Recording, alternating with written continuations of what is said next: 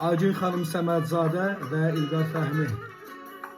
Başımda qüssə çələngi, bu da bir şahlıq tacıymış.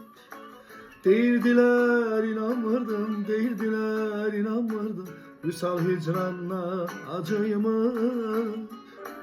Deyirdilər inanmırdım, deyirdilər inanmırdım, Vüsal hicranla acıymış. Başımda qüssə çələngi, bu da bir şahlıq tacıymış. Deyirdilər inanmırdım, deyirdilər inanmırdım, Vüsal həsrətdən acıymış. Deyirdilər inanmırdım, deyirdilər inanmırdım, Vüsal hicranla acıymış. Ruhuma bir yağış gələr, qururam kor budaqda.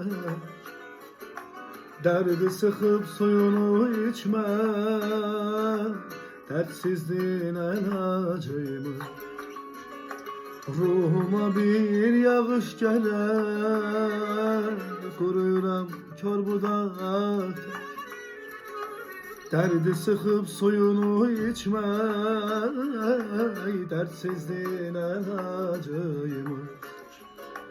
Derdsizliyin əlacıymış.